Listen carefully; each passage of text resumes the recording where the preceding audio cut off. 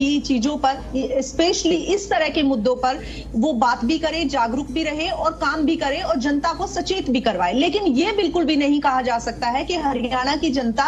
या हरियाणा में जो शासन है, जो सरकार है, वो काम बेहतरी की तरह से नहीं कर रही है। आप देखें कि नायब सैनी जी ने भी बहुत ही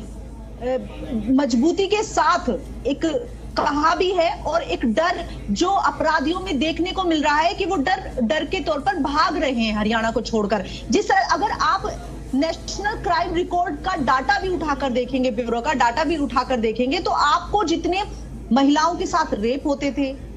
जमींदारों के जो घोटाले होते थे, जमीनों के जो अधिग्रहण होते थे और जो जितना ज्यादा क्राइम था, जातीय संघर्ष था, जितना ज्यादा क्राइम था, वो अगर आप देखेंगे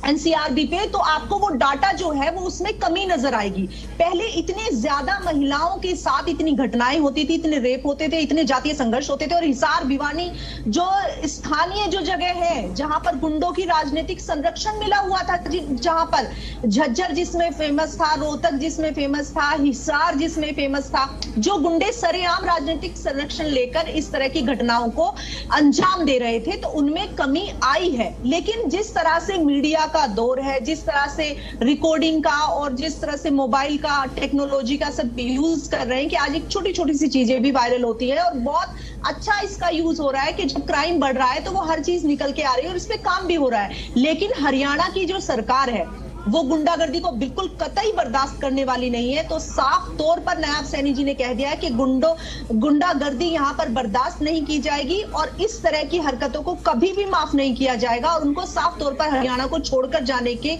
आश्वासन भी दे दिए गए और प्रशासन जो है वो बहुत अच्छी तरीके से अपना काम कर रहा है, अच्छी तरीके से मजबूती के साथ अपना काम कर रहा है। तो हम बिल्कुल भी नहीं कह सकते हैं कि शासन अपना काम नहीं कर रहा है या प्रशासन अपना काम नहीं कर रहा है। लेकिन हाँ, ये जरूर कहा जा सकता है कि टेक्नोलॉजी को जिस तरह से यूज, आज एक छोटी सी भी घटना होती है तो उसको मोबाइल के माध्यम से, उसको वीडियो के माध्यम से डाल दिया जाता है, तो वो अवेयरनेस लोगों में बहुत ज्यादा बढ़ी है। ये काबिल तारीफ है। इस अवेयरनेस के चलते हुए आप देखेंगे कि